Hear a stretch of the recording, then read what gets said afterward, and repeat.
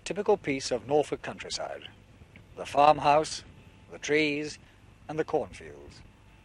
But 21 years ago, it was decided to build an airfield here. It was called RAF Coltishall.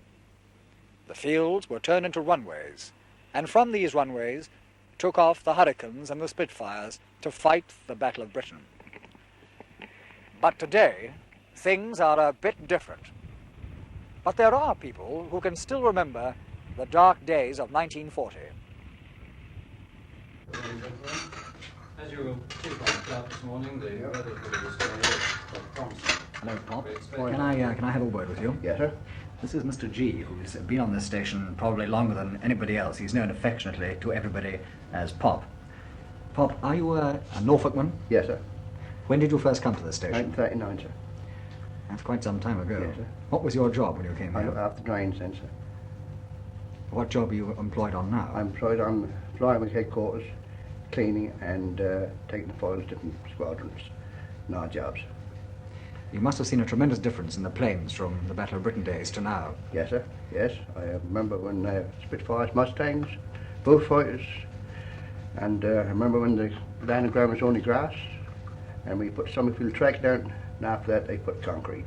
That's what it is now. There is a difference in the planes, but what about the men? Do you notice any difference in them? No, not at all. But I tell you one thing, if you've got better pilots what they are in any country, I like to see them. That's what I say.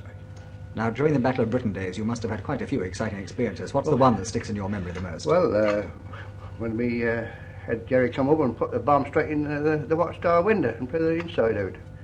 And they killed 3 chaps over in number 3 hangar. Where were you at the time? I was in the dugout, but I got out the dugout before the raid was over and done what I could to help other people. Well, thank you very much, Pop. And now I'm going to have a look around a rather more peaceful Coltishall. Yes, sir. Thank you, you, sir. Pop.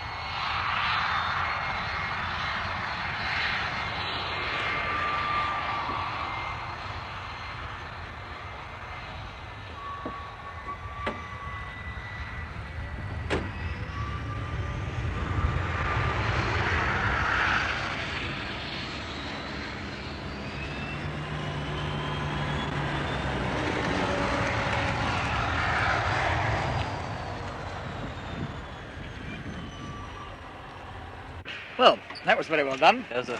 Tell me, what's your name? SEC Gilroy, sir. Where are you from? Edinburgh originally, sir. I thought it took a jock to do a good job like that. How long have you been doing this particular job? Approximately 18 months now, sir. Is it a new job in the RAF? Yes, it is an entirely new job. These are the latest type of aircraft to be in service use. And why do they have to have a parachute? Well, it's on account of the great landing speed, sir. They must have something other than their ordinary brakes to help the system to stop. Do you do anything else besides just picking up the parachute? Well, I'm employed in packing duties most of the time.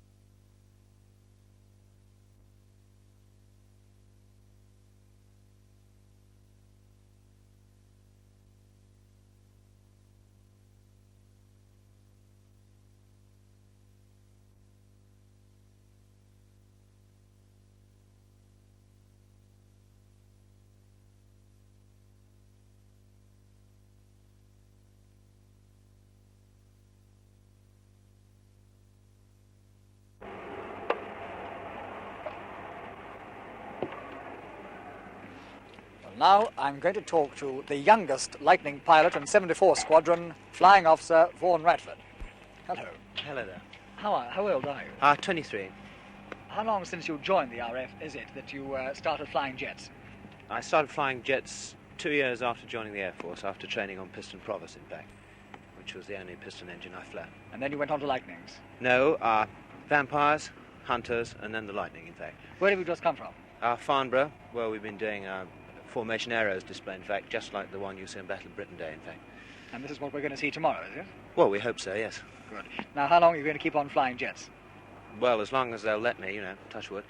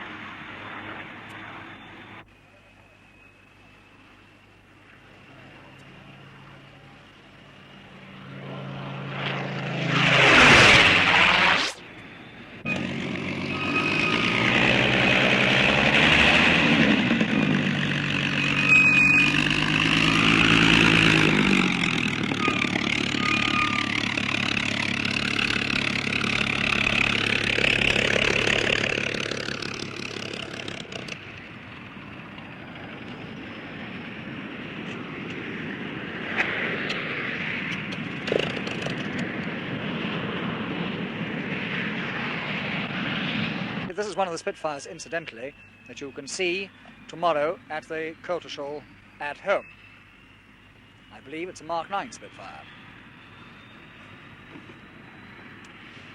Well, Group Captain, you seem to be enjoying yourself up there, were you? Yes, I most certainly was. What did it feel like to be back in the Spitfire again? It's very nice. I haven't been able to fly one for many a year now, so it's rather nice to get back. Did you just fly Spitfires during the war? No, I started off on Hurricanes in 1940, and then went on to Spitfires and ended up on Mustangs. Which did you prefer? Well, the Spitfire was a nicer aircraft to fight in, but the Hurricane did a very fine job against the German bombers. Were you stationed at Coltishall during the war? No, I wasn't. I came up here with a wing now and again to do operations over Holland, but that's the only time.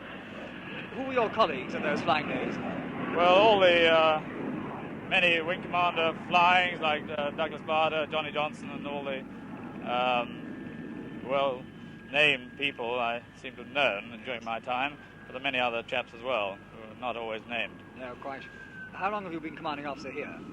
I've been here 2.5 years now, and I leave in November. You'll be sorry to go, will you? I most certainly will. It's one of the nicer commands one can have. Yes. Well, I won't keep you because we've got a very busy day tomorrow. Thank you very much for talking to us. Thank you.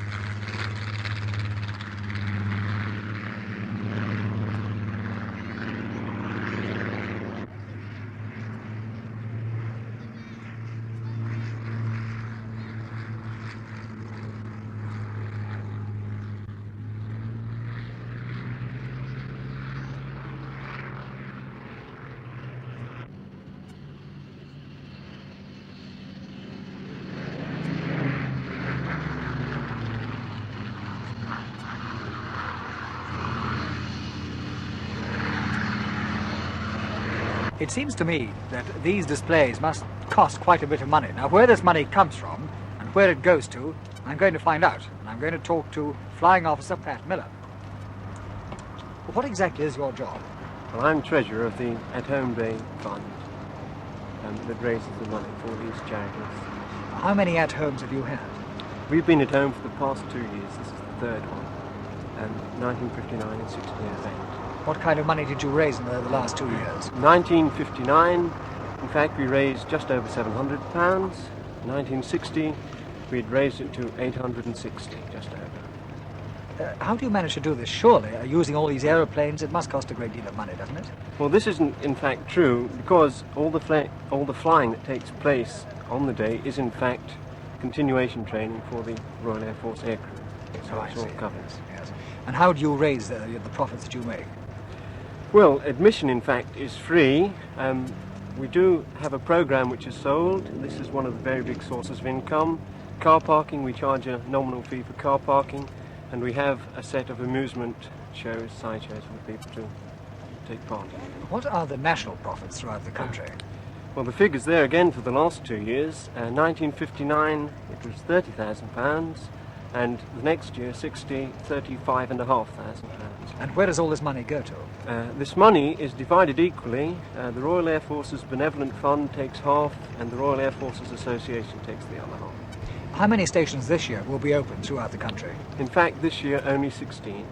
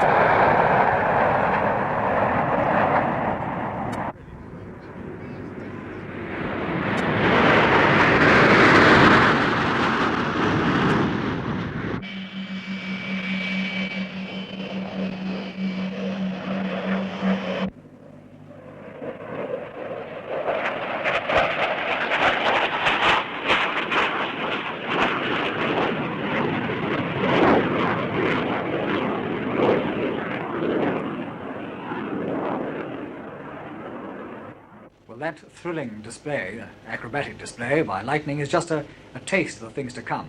Now, somebody on the station who is perhaps more concerned with the open day, more than anybody else, is Squadron Leader Vass. Squadron Leader, what exactly is your job?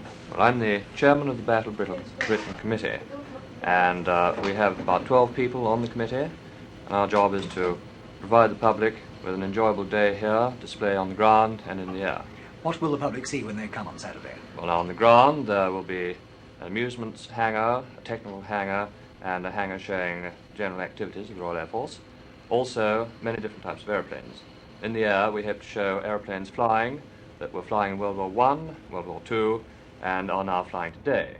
These, of course, include things like the Bristol Fighter, Bulldog, Gladiator, Hurricane, Spitfire, and our modern Lightnings. What personalities have you got coming along? Group Captain Barder, and from civil life we have Ron Flockhart with his Mustang, and Bruce McLaren with a racing car. What do you think is the most essential factor to making an open day a success? Without a doubt, it's the attendance of the public.